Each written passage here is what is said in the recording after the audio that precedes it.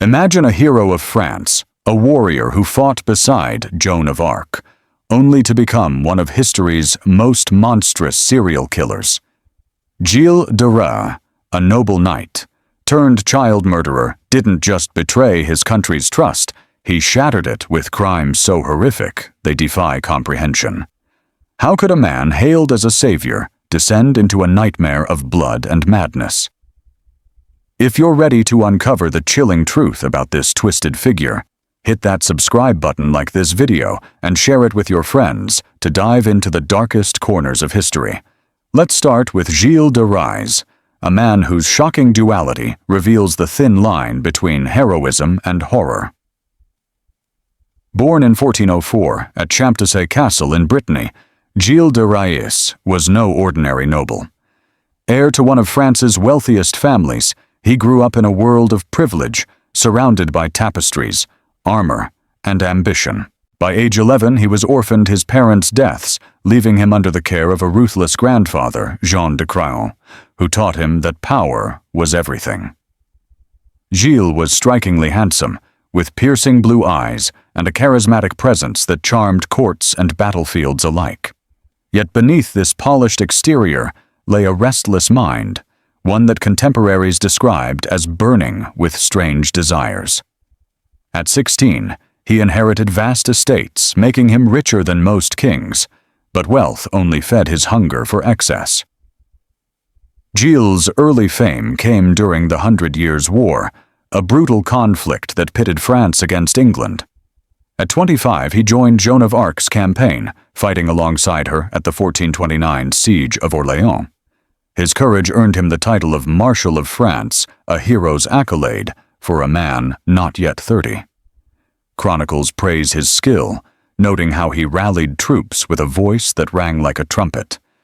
Yet even then, whispers of his darker side surfaced. Soldiers reported Gilles' obsession with lavish feasts after battles, where he drank heavily and spoke of forbidden pleasures. Modern psychologists suggest these early signs point to a narcissistic personality disorder, with Gilles craving adoration to mask an inner void.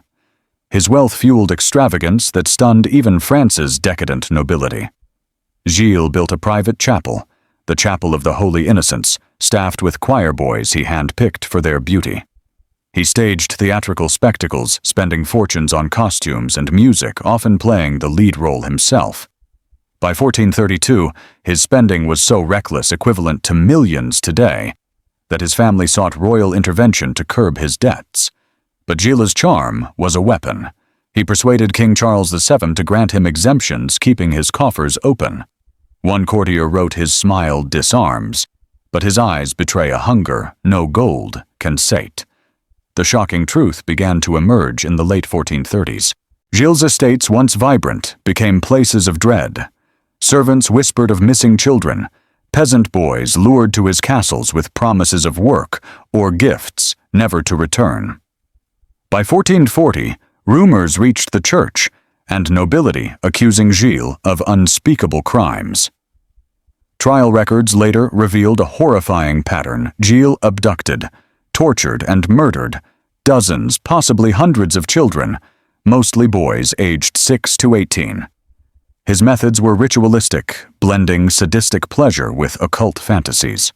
Modern criminologists compare his behavior to serial killers like Ted Bundy, noting his ability to compartmentalize his public heroism and private horrors. What drove a knight who fought for God's cause to become a monster? Was it the trauma of war, the weight of unchecked power, or a darkness buried in his soul? Gilles de Rais' early years paint a portrait of a man teetering on the edge, his heroism a mask for a growing abyss. The next chapter takes us into the heart of his crimes, where the full scope of his depravity comes to light. The war hero's mask and the shadows. Within Gilles de Rais was a knight who stood shoulder to shoulder with Joan of Arc, a hero whose valor helped save France. But behind his gleaming armor lurked a darkness that even his closest allies couldn't fathom. In the early 1430s, as he basked in the glory of his military triumphs, Gilles began a descent into a world of excess and obsession that would soon spiral into unimaginable horror. How could a man celebrated as a savior harbor desires so vile they would stain history? If you're gripped by this chilling saga of Gilles de Rais' twisted life, hit that subscribe button like this video and share it with your friends to uncover more shocking tales from history's darkest corners. Let's dive into the years after the war, where Gilles' heroism began to crack, revealing the monster beneath. By 1430, Gilles de Rais was at the peak of his fame. At 26, he was Marshal of France, a title earned for his bravery in the 100 Years' War, alongside Joan of Arc. The Siege of Orleans in 1429 had made him a legend. Chronicles describe him charging into battle, his sword flashing under the French sun, rallying troops to victory against the English. King Charles VII rewarded him with lands and honors, and Gilles' wealth, estimated at millions in modern terms, made him one of France's most powerful nobles. Yet even in these triumphant years, cracks appeared. Joan's execution in 1431 burned at the stake, as a heretic shook Gilles deeply. He wept at her death, but some historians suggest her loss unmoored him, stripping away a moral anchor. Gilles' life after the war was a spectacle of extravagance that stunned France's aristocracy. He retreated to his castles in Brittany-Tiffauges, Machecoul, and Champtocé, where he transformed his estates into private kingdoms. His chapel of the Holy Innocents, built with gold and adorned with stained glass, hosted lavish masses performed by hand-picked choir boys, their voices echoing through halls lit by 1,000 candles. Gilles spent fortunes on theatrical productions, casting himself as the star in plays about saints and knights. One account notes he hired 200 actors for a single performance, their costumes woven with silk and gold thread. His spending was so reckless that by 1433 he was selling family lands to fund his lifestyle, prompting his brother René to petition the king for a financial overseer. Yet beneath this opulence, darker impulses were stirring. Gilles surrounded himself with a retinue of loyal servants, many of whom were complicit in his secrets. Men like Henriette Griard and Etienne Corriot, known as Poitou, were more than lackeys. They were enablers procuring young boys from nearby villages under the guise of hiring pages or singers. By 1432, whispers of missing children began to spread.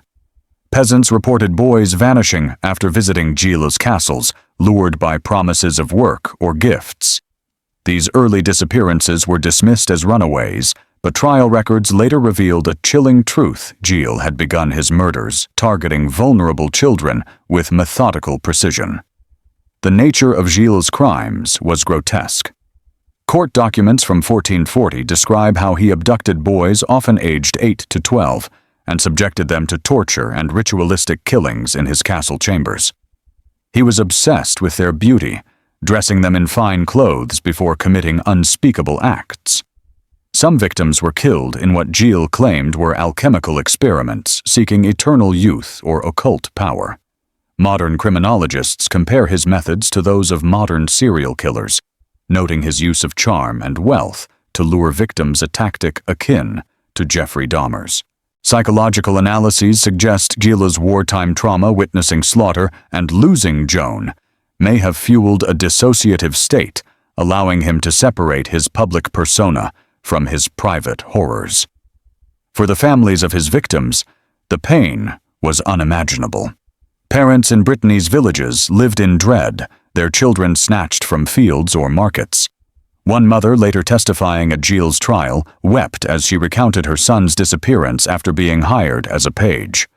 The nobility, aware of Gilles' extravagance, turned a blind eye to rumors unwilling to challenge a war hero. Gilles' charisma kept suspicion at bay. He hosted lavish feasts for local lords, deflecting questions with his wit.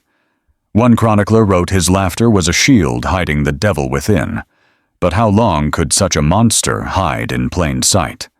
The next chapter takes us into the heart of Gilles' killing spree, where his crimes grew bolder and the whispers grew louder. The killing chambers of Tiffauges. Gilles de Rais, once France's shining knight, had become a predator cloaked in nobility. His castles transformed into chambers of unspeakable horror. By the mid-1430s, the whispers of missing children in Brittany grew into a chorus of dread, yet Gilles' wealth and status shielded him from scrutiny. His fortress at Tiffauges was no longer a symbol of power. It was a slaughterhouse, where his darkest impulses ran free. How could a man who fought for God's cause create a nightmare that rivaled the terrors of hell? If you're gripped by this chilling saga of Gilles de Rais' descent into monstrosity, hit that subscribe button like this video and share it with your friends to uncover more shocking tales from history's darkest corners. Let's plunge into the heart of Gilles' crimes, where his killing spree reached its horrifying peak. By 1435, Gilles was 31, his heroic days with Joan of Arc a fading memory. The 100 Years' War still raged, but Gilles had withdrawn from the battlefield, retreating to his estates in Brittany. Tiffauges Castle, a sprawling fortress surrounded by dense forests, became his primary lair. Its high walls and remote location offered privacy, a perfect stage for his depravity. Gilles' wealth, though dwindling from his extravagant spending, still funded a lavish lifestyle, banquets, musicians, and a private chapel where he played the role of devout lord. But beneath this facade, Tiffauges was a place of terror, its cellars and towers hiding secrets that would horrify France. Gilles' crimes had escalated since the early 1430s. Trial records from 1440, preserved in Nantes archives, paint a gruesome picture. Gilles and his accomplices, Henriette Griard, Etienne Corillot, Poitou, and others lured peasant boys to his castles with promises of work food or training as pages. Once inside, the children faced unimaginable cruelty. Gilles would wine and dine his victims, dressing them in fine clothes before subjecting them to torture and murder. His methods were ritualistic, often involving sexual violence and occult practices. He reportedly believed these acts could grant him eternal youth or alchemical power, a delusion fueled by his fascination with forbidden texts. One chilling testimony described Gilles keeping victims' remains as trophies, their bones displayed in secret chambers. The scale of his killings is staggering. Estimates vary, but trial documents suggest Gilles murdered between 80 and 200 children, mostly boys aged 6 to 18, from 1432 to 1440. Villages around Tiffauges, Machecoul, and Champtocé were gripped by fear, with parents forbidding their children from approaching Gilles' estates. A 1439 complaint from a peasant family detailed the disappearance of a 10-year-old boy, last seen entering Tiffauges as a servant. Such reports multiplied, but Gilles' status as a noble and war hero kept authorities at bay. His charm disarmed suspicion. He donated generously to churches and hosted feasts for local lords who ignored the rumors as peasant gossip. Gilles' accomplices were crucial to his crimes. Henriette and Poitou, his most trusted servants, scoured villages for victims targeting the poor and desperate. They were not mere pawns. Trial records show they participated willingly, sharing Gilles' depravity. This network of enablers mirrors modern serial killer dynamics, where accomplices amplify the predator's reach. Criminologists note Gilles' ability to manipulate his inner circle, using wealth and fear to ensure loyalty. His obsession with the occult, possibly inspired by alchemical texts circulating in 15th century Europe, added a layer of delusion to his crimes, convincing him his acts had a higher purpose. For the victims' families, the loss was a wound that never healed. Parents, powerless against a nobleman's authority, mourned in silence, their grief ignored by a society that valued status over justice. One mother's testimony, recorded in 1440, described begging at Tiffauges' gates for her son, only to be turned away by armed guards. The church, aware of rumors, hesitated to act wary of challenging a man who had fought beside Joan of Arc. Gilles' double life, devout lord by day, monster by night, allowed him to evade justice for years. But how long could such horrors remain hidden? The next chapter explores the unraveling of Gilles' world as his reckless actions finally drew the church's wrath. The reckless excesses that doomed a monster.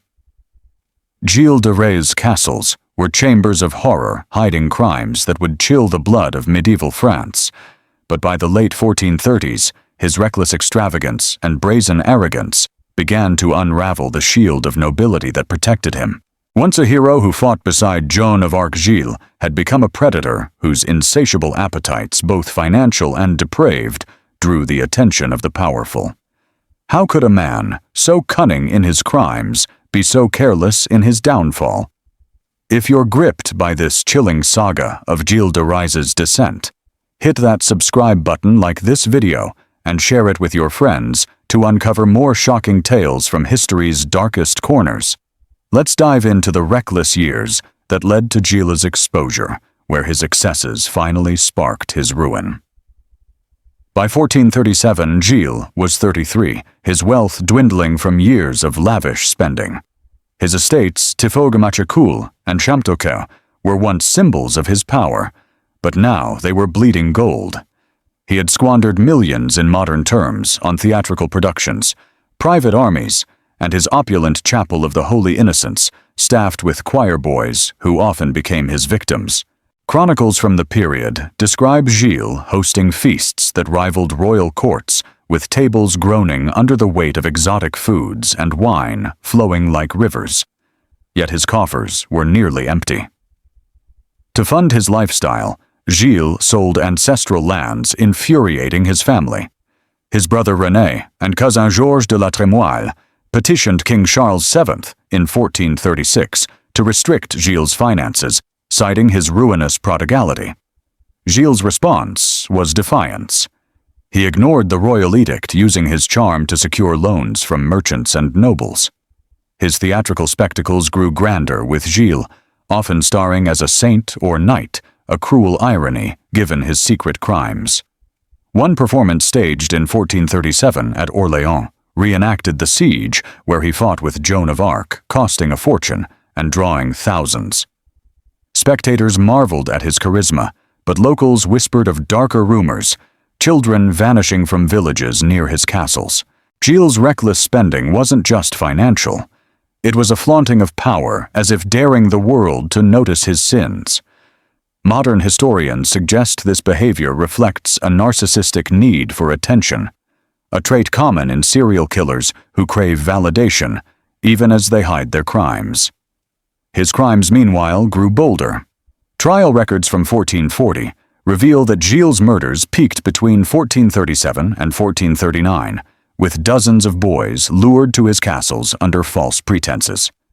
His accomplices, Henriette Griard, Etienne Corillot, Poitou, and others scoured Brittany's villages, targeting orphans and poor children whose disappearances drew little notice.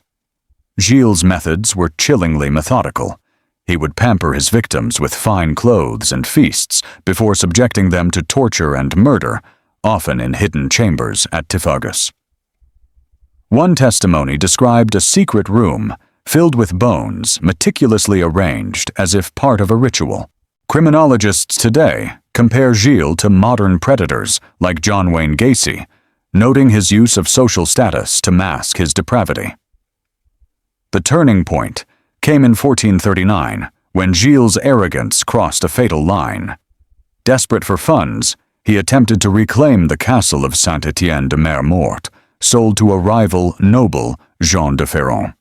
Gilles stormed the castle with armed men, kidnapping Ferrand's brother, a priest, during a church service, a blatant act of sacrilege. This wasn't just a crime. It was a direct challenge to the church, which held immense power in 15th century France. The Bishop of Nantes, Jean de Malestroit, seized on the incident, launching an investigation into Gilles' activities. Whispers of missing children, long ignored, now found a voice. Malestroit's inquiry uncovered complaints from peasants who spoke of sons vanishing near Gilles' estates. By early 1440, the church was closing in. For the victims' families, Gilles' crimes were a gaping wound. Parents too poor to seek justice had watched their children disappear. their pleas ignored by a society that revered nobility. One father, testifying later, recounted begging at Machecoul's gates for his son, only to be beaten by Gilles' guards. The church's involvement gave these families hope, but it also exposed their powerlessness against a man once hailed as France's savior. Gilles' reckless defiance, his spending his sacrilege, his murders, was unraveling his carefully crafted mask. Modern psychological analysis suggests his escalating behavior was a subconscious cry for exposure, as if his guilt demanded punishment. As the bishop's net tightened, Gilles remained defiant, believing his status would protect him. But how could a man so steeped in blood escape the consequences of his own hubris? The next chapter takes us into the dramatic confrontation of Gilles' trial, where his monstrous deeds were laid bare before a horrified world. The trial that shocked a nation. Gilles de Rais, once France's celebrated knight, stood on the precipice of ruin by 1440, his monstrous crimes no longer hidden by wealth or status. The church, enraged by his sacrilege and spurred by whispers of missing children, dragged him into a trial that would expose his horrors to a stunned world. His castles, once symbols of glory, became evidence of a depravity so vile it shook the foundations of medieval society. How could a hero who fought beside Joan of Arc face accusations of such unspeakable evil? If you're gripped by this chilling saga of Gilles de Rais' downfall, hit that subscribe button, like this video, and share it with your friends to uncover more shocking tales from history's darkest corners. Let's dive into the trial that unmasked a monster and revealed the depths of his sins. In September 1440, Gilles, now 36, was arrested at his castle in Machecoul. The Bishop of Nantes, Jean de Malestroit, had built a damning case sparked by Gilles' reckless kidnapping of a priest at Saint-Étienne de Mer-Mort the previous year. This act of sacrilege gave the church grounds to investigate, but it was the mounting complaints from peasants, dozens of children vanished near Gilles' estates, that turned suspicion into action. Malestroit, a shrewd and pious cleric, collaborated with the Duke of Brittany, John V, to seize Gilles. Armed guards stormed Machecoul, finding evidence that chilled even hardened soldiers, hidden chambers with blood-stained walls, and piles of small bones meticulously arranged like relics. The trial, held in Nantes, was a spectacle that drew crowds from across France. Gilles faced two courts, an ecclesiastical one for heresy and sodomy, and a secular one for murder. The charges were staggering: over 140 counts of child murder, alongside accusations of necromancy, alchemy, and demonic worship.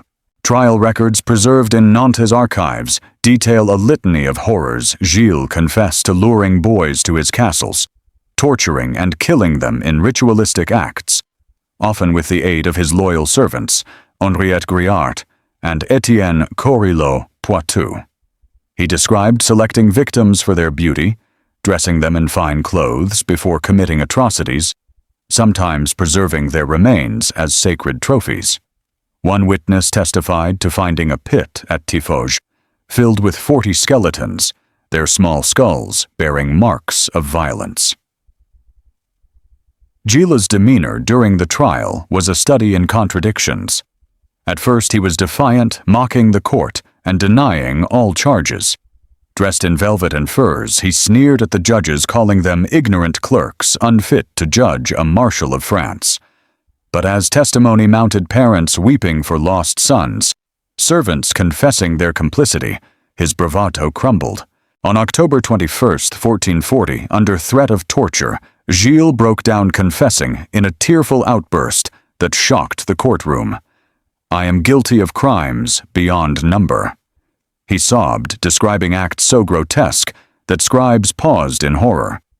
Modern psychologists suggest this confession reflects a mix of genuine remorse and narcissistic manipulation, a bid for mercy by playing the penitent sinner. The trial was a mirror to the era's fears. The church, still reeling from Joan of Arc's execution, saw Gilles as a symbol of moral decay, his occult practices tied to fears of demonic influence. Witnesses described his attempts to summon demons guided by alchemical texts and a rogue priest, Francesco Prelati. These claims, likely exaggerated, fueled public hysteria, painting Gilles as a devil worshipper. Modern historians argue the occult charges were partly a church tactic to justify his execution. But they reflect Gilles' obsession with forbidden knowledge, possibly a warped attempt to escape his own guilt. His crimes, however, were undeniable, corroborated by physical evidence and the testimony of over 100 witnesses, including grieving families. For the victims' parents, the trial was a bittersweet reckoning. They stood before the court, their voices trembling as they recounted lost children, their pleas ignored for years by a society that favored nobles. One mother's testimony, recorded in 1440, described her son's laughter fading as he walked toward Tiffauges, never to return. The court's verdict was swift. On October 26, 1440, Gilles was sentenced to death by hanging and burning alongside Henriette and Poitou. But would his execution erase the stain of his crimes, or would his shadow linger over France? The next chapter explores Gilles' final moments and the haunting aftermath of his death. The execution and the ghost of a night. Gilles de Rais, once a hero of France, stood condemned in October 1440. His monstrous crimes laid bare before a horrified nation. The trial in Nantes had stripped away his noble mask, revealing a serial killer whose atrocities, dozens, perhaps hundreds of murdered children, shocked even a world hardened by war. As the noose tightened, Gilles faced his final days, torn between defiance and a desperate bid for redemption. Could a man so steeped in evil find salvation, or was his repentance just another act in his twisted theater? If you're gripped by this chilling saga of Gilles de Rais' downfall, hit that subscribe button like this video and share it with your friends to uncover more shocking tales from history's darkest corners. Let's dive into Gilles' execution and the eerie aftermath that haunted Brittany. After his confession on October 21, 1440, Gilles' fate was sealed. The ecclesiastical and secular courts in Nantes sentenced him to death by hanging and burning, a punishment reserved for heretics and the worst criminals. His accomplices Henriette Griard and Etienne Corillot Poitou faced the same fate. The trial records preserved in Nantes archives describe a city electric with tension. Crowds gathered outside the courtroom, a mix of grieving parents seeking justice and curious onlookers drawn to the spectacle of a fallen hero. Gilles, once a marshal of France who fought beside Joan of Arc, was now a pariah, his name synonymous with horror. In his final days, Gilles' behavior was a study in contradictions. Confined in a damp cell in Nantes' Bouffay Castle, he oscillated between remorse and arrogance. He spent hours in prayer, weeping for his sins and begging priests for absolution. Chronicles note he confessed daily, detailing his murders with a chilling mix of sorrow and detachment, as if recounting a dream. Yet he also demanded privileges befitting his noble status, insisting on a lavish final meal of roasted pheasant and wine. One priest reported Gilles saying, "I have sinned, but I am still a lord." Modern psychologists see this as a hallmark of narcissistic personality disorder, where genuine remorse is overshadowed by a need to maintain superiority, even in defeat. The execution was set for October 26, 1440, in a field outside Nantes. Gilles, dressed in a black velvet doublet, walked to the gallows with a composure that stunned onlookers. Henriette and Poitou followed, their faces pale with fear. A crowd of thousands watched, some hurling curses, others praying for the souls of the victims. Gilles addressed the crowd, his voice steady. "I have offended God and man, but I beg your prayers for my soul."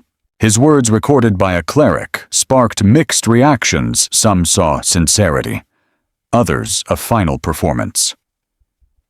As the noose was placed around his neck, he reportedly whispered Joan of Arc's name, a haunting nod to his lost heroism. The executioner lit the pyre beneath, and flames consumed the bodies after the hanging, reducing them to ash. The church granted Gilles a final concession. His body was partially spared the fire, allowing burial in a monastery, a privilege denied his accomplices. This act, likely secured by his family's influence, enraged victims' families who saw it as proof of noble favoritism. One father whose son was among Gilles' victims was recorded shouting, "No grave can hide his evil." The execution didn't erase the pain of Brittany's peasants who had lost countless children to Gilles' depravity. Their grief was compounded by a society that had ignored their pleas for years, blinded by Gilles' status and charm. The aftermath was a mix of relief and unease. Gilles' death ended his terror, but it left Brittany grappling with questions. How had a war hero become a monster? Rumors swirled of demonic possession, fueled by trial tales of his occult practices with Francesco Prelati, a rogue priest who escaped execution. Modern historians argue these claims were exaggerated to vilify Gilles, but they reflect the era's fear of the supernatural. Psychological analyses suggest Gilles' crimes stemmed from a mix of trauma wars brutality and Joan's execution combined with unchecked power and a sadistic compulsion akin to modern serial killers like Dennis Rader. Gilles' execution didn't close the wound he left on France. His castles, now abandoned, became places of dread, shunned by locals who whispered of ghosts. The church used his story as a cautionary tale, warning against pride and sin. But what of Gilles' legacy, and how would his shadow shape history's view of heroism and evil? The next chapter explores the haunting aftermath of his crimes and the myths that grew from his ashes. The haunting aftermath and Brittany's scars. Gilles de Rais' execution in 1440 ended his reign of terror, but the wounds he inflicted on Brittany's people and France's soul festered long after his ashes were scattered. His castles, once bastions of nobility, stood as cursed relics, and the families of his victims grappled with grief that no justice could heal. The man who fought beside Joan of Arc left behind a legacy of horror that sparked myths, fear, and questions about the nature of evil. How could a nation recover from a monster who wore a hero's face?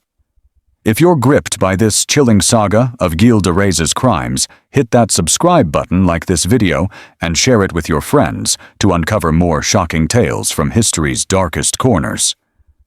Let's dive into the haunting aftermath of Gilles' death and the scars he left on a traumatized land. After Gilles' execution on October 26, 1440, Brittany was a region in shock.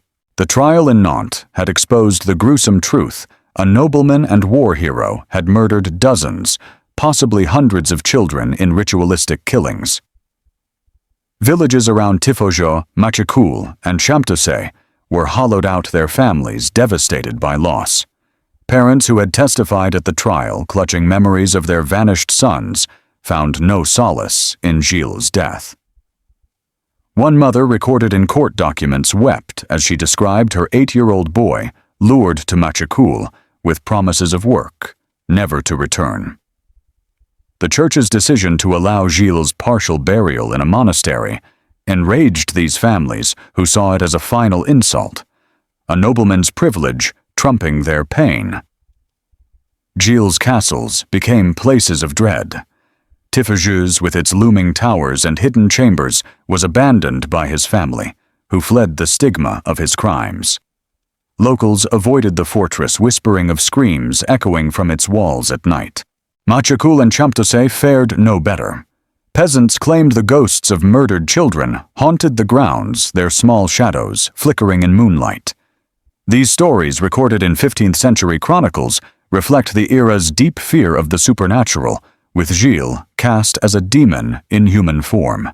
Modern historians like Georges Bataille argue these tales were partly church propaganda, amplifying Gilles' occult reputation to deter heresy, but they also reveal a community's desperate need to make sense of unimaginable loss.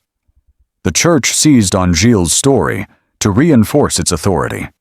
Sermons across France painted him as a cautionary tale of pride and sin, a knight who succumbed to the devil. His alleged pact with demons, fueled by testimony about his alchemical experiments with Francesco Prelati, became a rallying cry against witchcraft. Prelati, who escaped execution by claiming repentance, vanished into obscurity, but his tales of summoning spirits added to Gilles' myth. Modern scholars question the extent of these occult practices, suggesting they were exaggerated to justify the Church's swift verdict. Yet trial records confirm Gilles' obsession with alchemy, possibly driven by a delusional quest for immortality, a trait psychologists link to his narcissistic need to transcend human limits.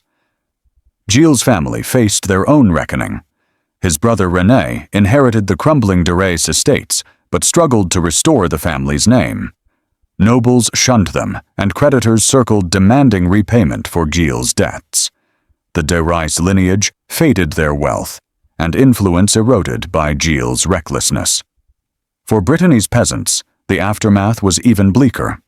The loss of children left villages depleted, their economies strained as families mourned and labor dwindled. The 100 Years' War, still raging, compounded their suffering, with English raids and French taxes adding to the chaos. One chronicler wrote in 1441, "Brittany weeps for its sons, stolen by a lord who betrayed God's trust." Modern analysis offers a chilling perspective. Gilles' crimes align with patterns of serial killers, his charisma and status enabling him to evade suspicion for years. Psychologists point to his wartime trauma, witnessing slaughter and losing Joan of Arc, as a possible trigger, compounded by his unchecked power and sadistic impulses. A 2023 study compares him to modern predators like Ted Bundy, noting his ability to compartmentalize his public piety and private horrors. His story also raises questions about societal complicity. Nobles and clergy ignored early rumors, blinded by Gilles' heroism and wealth. His legacy began to take shape, a dark mirror to Joan of Arc's sanctity. But how would history remember a man who was both knight and monster? The next chapter explores the myths that grew from Gilles' crimes and their lasting impact on culture and history. The myths and monsters. Born from Gilles' crimes, Gilles de Rais' execution in 1440 silenced his terror, but it birthed a legacy that twisted history into myth, casting him as both a demon and a cautionary tale. His crimes, murdering dozens, perhaps hundreds of children, left Brittany scarred, but they also ignited stories that grew larger than the man himself, blending fact with fear. As his castles crumbled into haunted ruins, Gilles' name became a specter, haunting France, and inspiring tales that would echo for centuries. How could a knight's atrocities spawn legends that still chill us today? If you're gripped by this chilling saga of Gilles de Rais' horrors, hit that subscribe button, like this video, and share it with your friends to uncover more shocking tales from history's darkest corners. Let's dive into the myths that grew from Gilles' crimes and the shadow he cast over time. After Gilles' death, Brittany was a land of ghosts. His castles, Tifoge-Machecoul and Champtocé, stood abandoned, their halls avoided by locals who swore they heard children's cries on moonless nights. By 1441, these stories had taken root, fueled by the Church's sermons painting Gilles as a servant of Satan. Chronicles from the period describe villagers refusing to pass near Tifoge, believing the devil himself lingered in its walls. One tale recorded by a monk in 1442 claimed Gilles' spirit roamed Machecoul, seeking new victims. These ghost stories, while rooted in fear, reflected a deeper truth. The trauma of his crimes left a wound that folklore tried to heal. The Church played a key role in shaping Gilles' myth. His trial, with its charges of necromancy and demonic pacts, was a goldmine for clerics eager to warn against heresy. Bishops preached that Gilles' fall was divine punishment for his pride, and occult obsessions tying his story to the era's witch-hunting fervor. His accomplice, Francesco Prelati, who escaped execution, spread tales of their alchemical rituals, claiming they summoned demons into Foggia's cellars.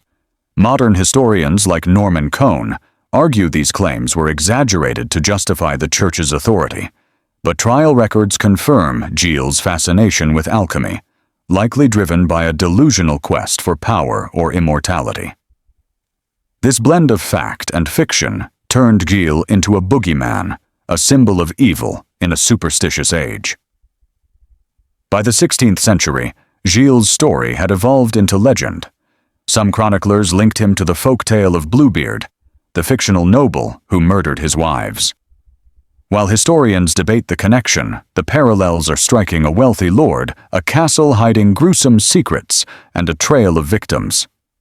The Bluebeard tale, popularized in Charles Perrault's 1697 collection, may have drawn from Gilles' infamy with his child murders morphed into spousal killings to suit later audiences.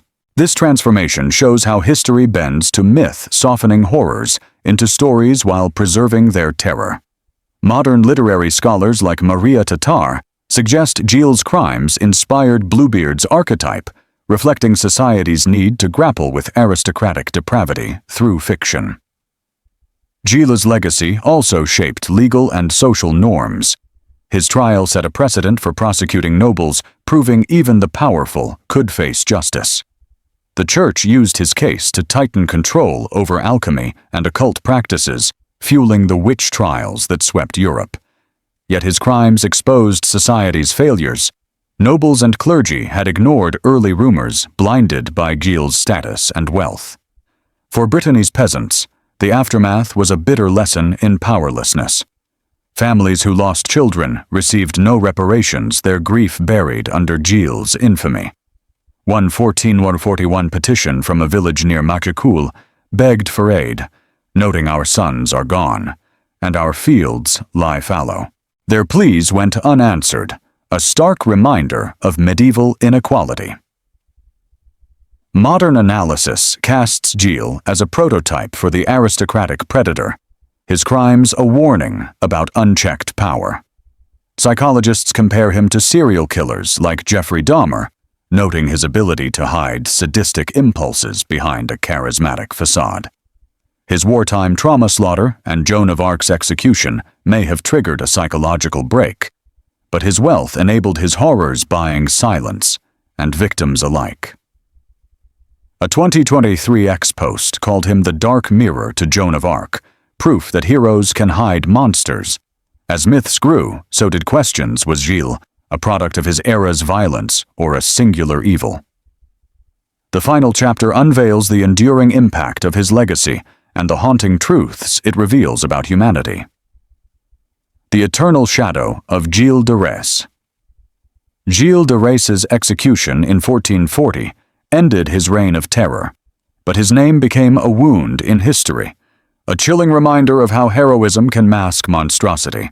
Once a knight who fought beside Joan of Arc, he descended into a nightmare of child murders, leaving behind a legacy that blends fact, myth, and horror. His crimes, dozens, perhaps hundreds of slain children, shattered Brittany's trust and sparked tales that still haunt us. What does it mean when a hero becomes a monster, and how does his shadow linger in our world?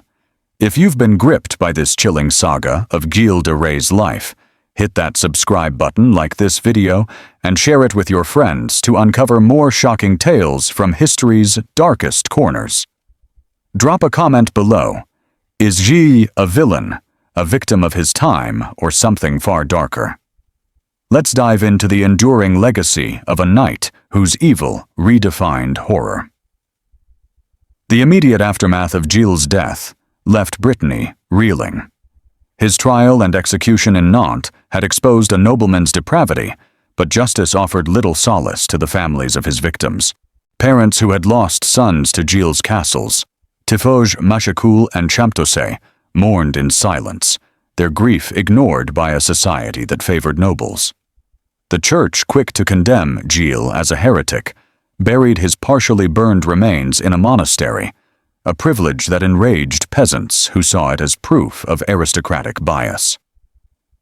One father quoted in a 1441 chronicle lamented, "My boy lies in no grave, but the monster rests in hallowed ground." Brittany's villages, depleted by loss, struggled to recover their fields, untended as families grieved. Gilles' legacy quickly became a tool for the church. His trial, with its charges of necromancy and child murder, fueled sermons warning against sin and witchcraft. Bishops used his story to stoke fear, linking his crimes to demonic influence and reinforcing the church's crusade against heresy. By the late 15th century, Gilles' name was synonymous with evil. His occult experiments with Francesco Prelati exaggerated into tales of devil worship. Modern historians like Francis Winoir argue these myths were partly propaganda, designed to justify the church's power during a time of rising witch hunts. Yet trial records confirm Gilles' alchemical obsessions, suggesting a warped belief that his murders could unlock supernatural power, a delusion mirroring modern cult leaders. The Bluebeard myth, emerging in the 17th century, cemented Gilles' place in folklore. Charles Perrault's 1697 tale of a noble who murders his wives likely drew from Gilles' story, with child victims replaced by spouses, to suit a wider audience. The parallels secret chambers, a charismatic killer, a castle of horrors made Gilles a prototype for this grim archetype. Literary scholars like Marina Warner note that Bluebeard distilled society's fear of aristocratic predators, with Gilles' crimes as its dark inspiration. His story also influenced later fiction, from Gothic novels to modern horror, where the monster in plain sight trope echoes his duality as knight and killer. Gilles' crimes had practical impacts too. His trial set a precedent for holding nobles accountable, a rare feat in medieval Europe. It exposed the dangers of unchecked power, as Gilles' wealth and status had shielded him for years. The church tightened its grip on alchemy and occult practices, fueling the witch trials that claimed thousands of lives. For Brittany's peasants, Gilles' legacy was a bitter lesson. In inequality, nobles could evade justice until their crimes were undeniable. Modern criminologists compare Gilles to serial killers like Ted Bundy, noting his use of charm and authority to lure victims. A 2023 psychological study suggests his wartime trauma slaughter and Joan of Arc's execution may have triggered a sadistic break, amplified by his narcissistic need for control. The human cost of Gilles' actions remains the heart of his story. The children he murdered, often poor boys aged 6 to 18, were forgotten by history, their names lost to time. Their families, powerless against a nobleman's might, embody the tragedy of a society that valued status over lives. Gilles' duality, hero and monster, forces us to confront uncomfortable truths. Power can corrupt, and heroism can hide evil. His name, once a beacon of French valor, became a synonym for depravity, a warning that monsters often wear the faces of saviors. As we close this tale, one image lingers: a child's shoe found in Tifages' ruins, a silent testament to a knight's betrayal. If this story of Gilles de Rais shocked you, subscribe to Weird History Unveiled, like this video, and share it to spread these chilling tales. Comment below: is Gilles de Rais a product of his era's darkness or a singular evil? What historical figure should we uncover next?